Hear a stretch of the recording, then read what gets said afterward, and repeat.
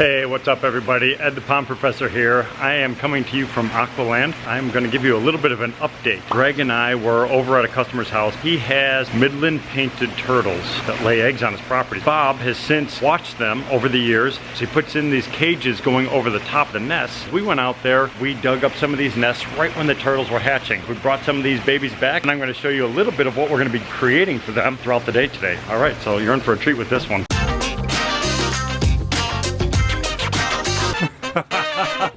Here we are, we're in our retail store.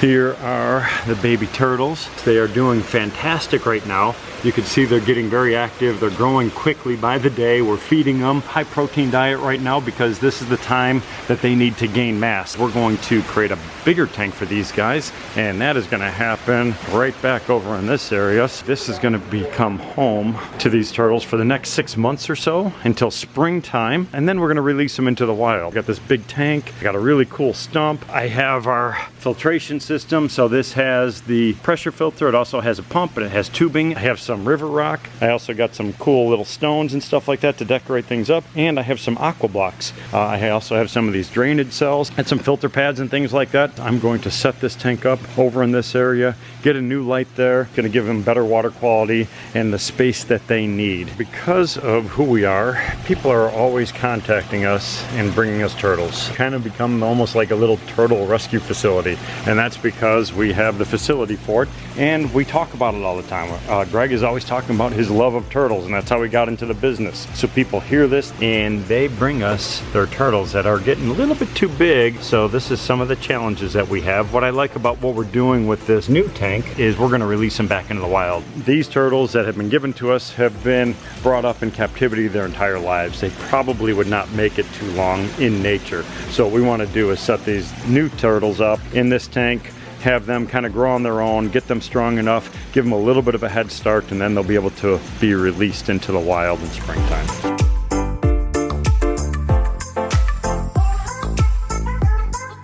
So I got my aqua blocks built. I love the elevation that it brought it up to. Kind of matches up with the existing turtle tank over there. My filter box here. We have our tubing, we have our pump, and we have our filter. Now this filter is a little bit overkill. This is an Ultrapond 2000 filter, technically designed for a 2,000 gallon pond, but we do want to have low maintenance. We want to make sure that the water is pristine for the baby turtles. They're used to high water quality, and this is going to deliver that for us.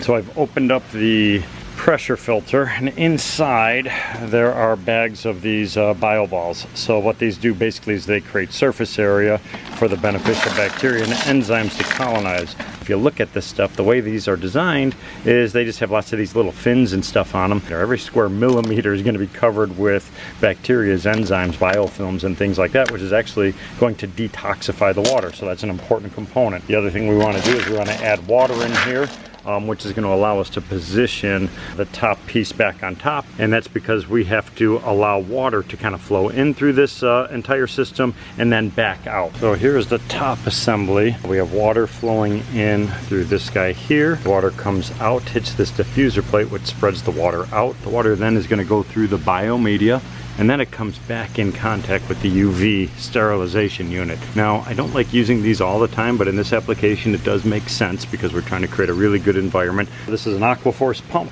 The nice thing about this is designed for in-pond use. You can see how it has this cage going around everything. This is going to protect the actual pump from getting debris inside of it. So all the water that goes through, in and around this is going to get brought into the volute cavity, and then it's going to get discharged over here. This is going to connect up to our plumbing, which is going to go to our pressure filter, which is going to be located on the other side. So I installed the discharge piece, and as you can see here, it is a really nice tight fit. There's no way an animal is going to get in and around that, so I feel very comfortable with it. So now my next step is going to be to adapt this fitting into our little swing elbow here, so you could have the discharge go out at any different angle. So what I like about that is it's going to allow me to get up and over the edge of the tub over here. So I like the position of the stump. Problem is this pump here. So what I'm going to do is I got my Sawzall right over here. I'm going to cut some of these roots and things out of the backside just to tuck that in this back corner.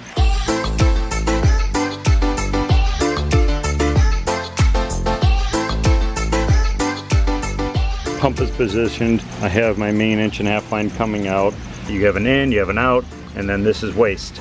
so you have a cleaning cycle, etc. So I'm going to hook up this later, but that will be for back flushing the filter. What I'm going to do is I'm going to take this discharge and kind of blast it way over here, and the reason I want to do that, water's going to get sucked in underneath all of this stuff, and then this discharge is going to kind of shoot out over here. What I want to try to do is kind of create a swirling action by having a little bit of a flow that allows them to swim against the current. So this is really good for them because it builds up those muscles, the muscle memory. They could get increased strength from swimming up against a current versus just in a stagnant body of water.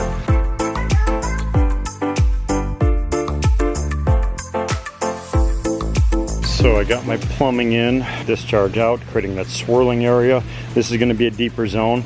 So these are what we call flow cells or drainage panels. They allow water to move in all directions through them. We use them in a lot of different applications. They have a really strong load bearing capacity. But here, what I'm trying to do is just create an area where water can still flow through, getting over to our pumps. What I'm going to do on top of that is I'm going to cover it up. I have some filter pads over there. I'm going to cut the filter pads to kind of fit inside all of this stuff. As the water gets discharged from here, all that water has to get drawn through the filter media before it gets back over to the pump. So that's going to act as secondary biological filtration force as well as mechanical. It's going to pull out of a lot of fine sediments and things like that.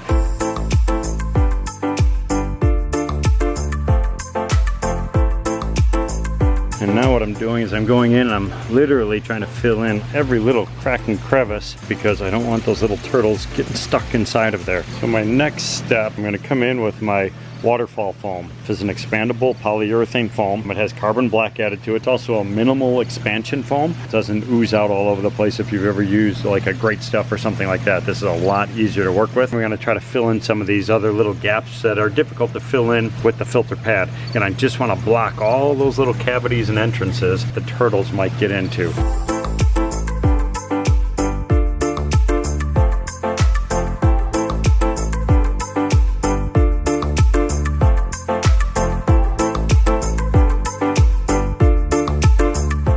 So progress is really coming along on this project. We're trying to replicate the actual area where the turtles came from. Bob Krause's property, he's got logs, he's got stumps, he's got aquatic vegetation, he's got an island out in the middle of it. He's got deep zones, he's got these big, long, shallow, beachy bank areas that come on in. And all that stuff is the perfect habitat for these turtles, which is why they're breeding so readily there. And that's exactly what we're trying to do here. So the stump obviously is a focal point, but it's also going to provide little basking areas to explore, to climb, to look for and search for natural food sources. We're going to mount a light up on the top of this. It's going to hang out and it's going to kind of create a hot spot over here on top of this rock. I chose a dark rock. This is a sedimentary stone, so this is going to soak up moisture.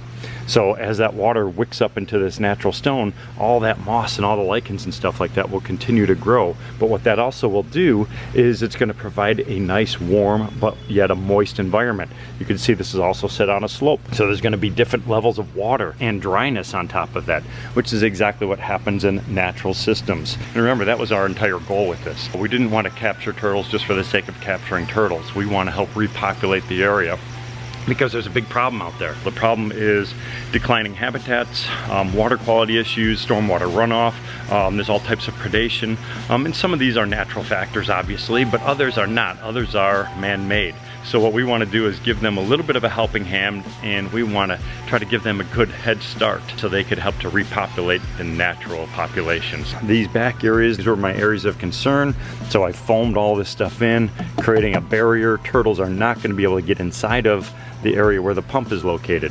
This section is going to be our open water area. We will have some aquatic vegetation. I will also probably reutilize that stump. I mean, these things are super versatile, so I've been chopping pieces out of it. Super heavy duty, but I love the way that looks. So what we'll be able to do is we'll be able to cut and manipulate that to put it in place behind this other log. I have a big joint over here. I don't just want to use foam there. I had a couple of these pieces of cut off from our stump right here. So I'm just going to screw those things in place, and then the little joints, I'll come in and I'll foam the rest of that. Open water deep zone. You could see this is exactly what you're going to find in nature. It's not just one big deep cavity. We're going to have multiple areas. I'm starting to finish up the gravel. Foam is all set, dried. It's going to start layering in different layers of gravel. Don't want to use too much of the big stuff. I'm just going to try to use some of that bigger gravel where some of these bigger elevation changes are, just because they'll hold that position a little bit better. So I'm going to do that next.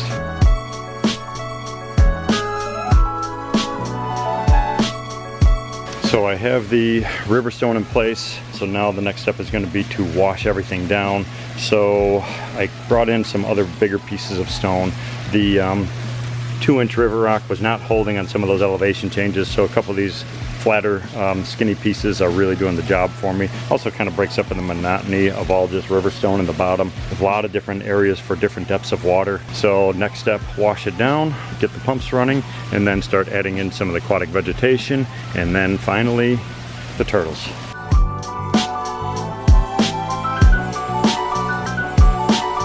I want to make sure I have good flow going through the entire system. It's drawing that water back through this little beach area over towards our pump. Same thing over back on this side. So I think we're going to have good overall circulation, good water quality in general. You can see the pump does not have to be completely submerged, and that's because the intake to the pump is probably about 2 inches below this ridge. Over on this side, pressure filter seems to be holding fine. And then here we have our UV settings. I have it on 12 hours right now. This is our back flush, so we could take that to drain if we need to. Grabbing a few plants. It's kind of the end of the season. I got some iris, I got some bloody dock, rotala, banana. Pulled some pothos out of some of the other tanks, and I'm just gonna start tucking these in strategically in and around the area, making sure I leave plenty of room for turtles to kind of wander around, but I also want to create some little grazing areas for them.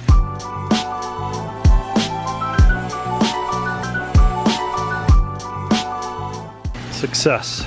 Everything's done, everything's operational. I got the light mounted over the rock. Pump is running. I got some moss in here, I got pothos, I got iris. I think we got a nice little habitat, lots of open space. We got warm zones, deep water zones over on that side. Plenty of spaces for them to climb and crawl. We have protection in and around our pump. Multiple barriers so they can't get in. Next steps are going to be release the turtles. I got to get Greg involved with this, and that's the whole reason Aquascape started in the beginning. Greg is a passionate environmental guy, grew up with little baby turtles, which got him into the whole pond hobby. I mean, you look around here, we got turtle habitats all over the place, and this latest one for these little guys is perfect for us. And the beauty of all this stuff is this stuff could be created at home. I mean, using a few simple technologies, creating the right little atmosphere for them. We don't want to keep these guys long term like these other ones that have been raised in captivity. We want to release them back into the wild to help repopulate some of the native population. So this is an important component.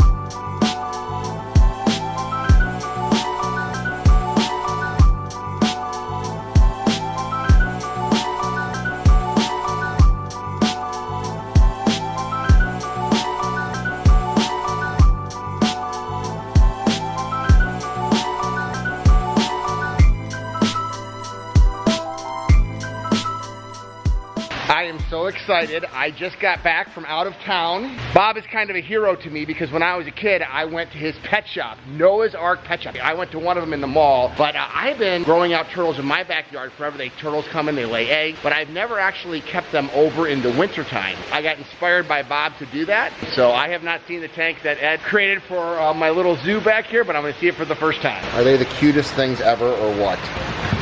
So almost all of these are Bob's, a few of these are from my house. Okay, let's go take them back. Oh yeah. Oh, you even got the lights on, look at this. Of course Ed's gonna do a perfect job. They're gonna love this basking rock.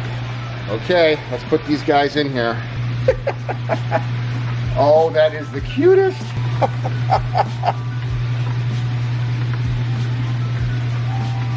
What a perfect little habitat. It never gets old. There's always something to do here. You know, and it's not just about me being able to come out here. It's about all of the kids, all of the people. They can learn about Midland painted turtles. When these get 8 months old, next spring, we're gonna release them, take these guys to the forest preserves and everything else. And maybe, you know what? Maybe we'll actually get a school to do it with us, because I think it'd be great to educate future generations, because kids need to be spending more time in nature and less time on electronics.